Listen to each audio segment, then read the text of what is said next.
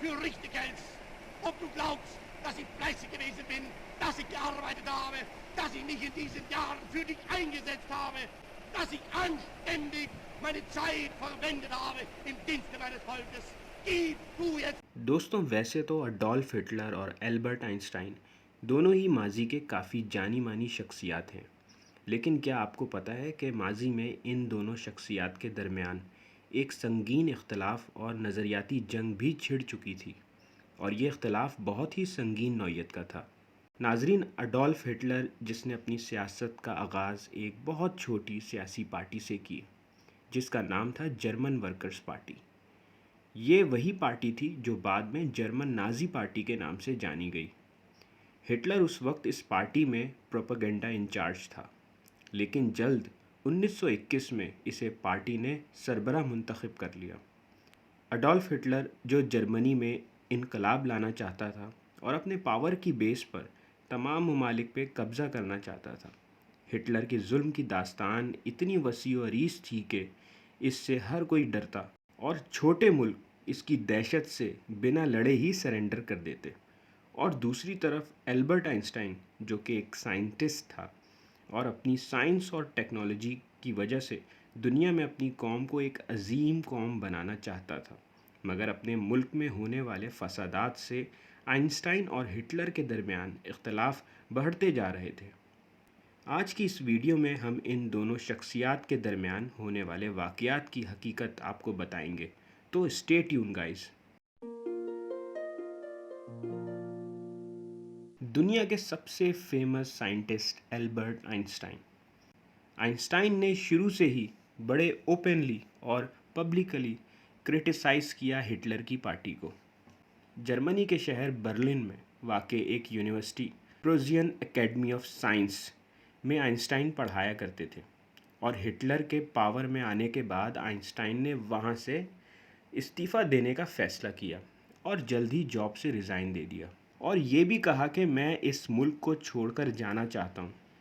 Einstein एक German शहरी और जर्मन साइंटिस्ट थे, इसलिए इनके पास जर्मन नेशनैलिटी थी, मगर वो हिटलर के इक़्तिदार में आने के बाद खुश नहीं थे।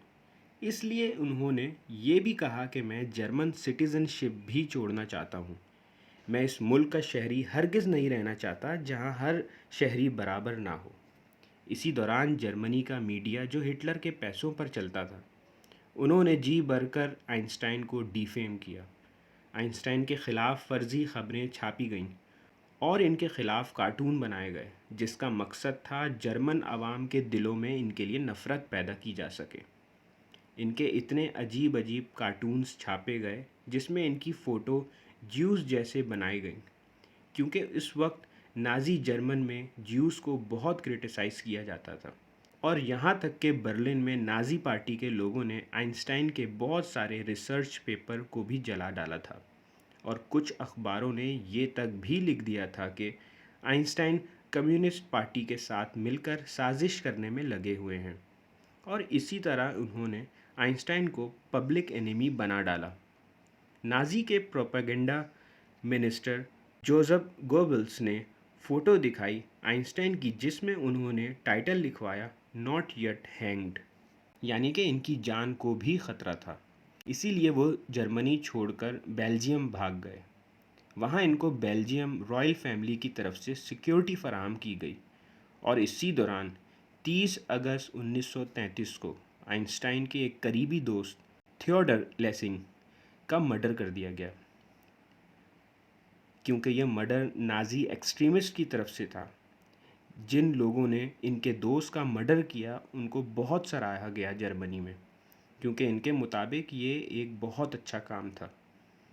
उसी के बाद अखबारों में ये छापा गया कि क्या अगला नंबर अब आइंस्टाइन का है, और इनके ऊपर एक बहुत बड़ा अवार्ड भी रखा गया कि जो आइंस्टाइन को मार कर लाएगा उसको सबसे बड़ा अवार्ड दिया जाएगा। इसीलिए आइंस्टाइन को बेल्जियम छोड़कर इंग्लैंड जाना पड़ा, जहाँ पर उन्होंने इंग्लैंड के गांव में पनाह ले ली, जहाँ 24/7 इनके साथ इंग्लिश बॉडीगार्ड रहे। वहाँ रहते हुए उन्होंने यूनिफाइड फील्ड थ्योरी लिखी, जो आज हम अपनी किताबों में पढ़ते हैं। ناظرین، یہ تھی آئنسٹائن اور ہٹلر کے درمیان ہونے والی دشمنی. ایسی مزید ویڈیوز دیکھنے کے لیے ہمارا چینل ضرور سبسکرائب کریں، اور اگر یہ ویڈیو آپ کو پسند آئی ہو تو اس کو لائک کرنا نہ بھولیے گا.